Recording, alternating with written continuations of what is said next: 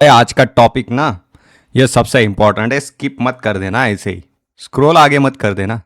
आपकी ज़िंदगी बदल जाएंगी, सच में बोल रहा हूँ।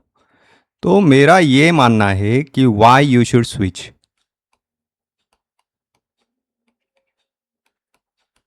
आसान सी बात है। अगर आप एक जगह पे रहते हो, यू नो एवरीथिंग, ठीक है, you are God for that company, ठीक है। लोग सब आपको सर सर बुलाते हैं and you are happy, you are doing well there. But अभी दूसरा आदमी है, okay, there is second person who is willing to take the risk. तो वो क्या करेगा? हर साल, 2 साल, 3 साल, 2 और 3 ईयर में वो मारेगा स्विच। अभी ये बंदा, मैं मानता हूँ इसकी ऑफिस में रिस्पेक्ट है, ये सब चीज़ें जानता है, ऊपर तक इसकी पहचान बनी है, कॉन्टैक्ट बने हैं।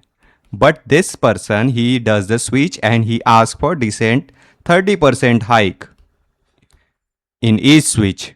तो मान लो ये दोनों का अगर 10 साल बाद अगर मैं प्रेडिक्शन देखूं, तो ये बंदा, पर्सन ए जो कि नो स्विच है, तो उसने अगर ऑन एवरेज मान लो उसने एक्स अमाउंट कमाए हैं, और बी बंदा है तो इसने कितने कमाए? X plus x into 30 plus x into 30। अगर 3 स्विच भी होते हैं 10 साल में, प्लस एक्स इंटू 30।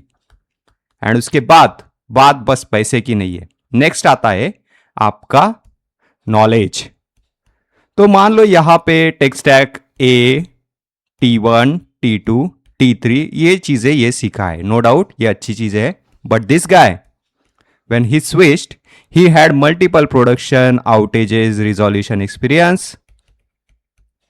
उसके बाद इसने tech stack T1, T2, T3 ये तो सीखा ही। उसके बाद एक और एडवांटेज आता है, कॉन्टैक्ट्स। तो इसने क्या किया? एटलीस्ट 1, 2, 3 कंपनी में, मान लो ऑन एवरेज 2 या 3 लोगों को भी वो जानता है, तो उसके बन गए उतने कॉन्टैक्ट्स।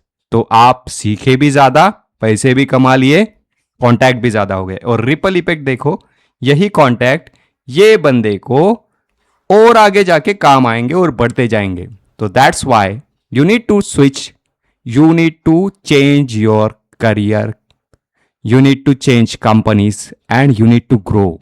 यहां पे आपको कंफर्ट है, मान लो आपको इज्जत है, बट यहां पे कंफर्ट, इज्जत, ये सारी चीज़ें थोड़ा अनबैलेंस होंगी।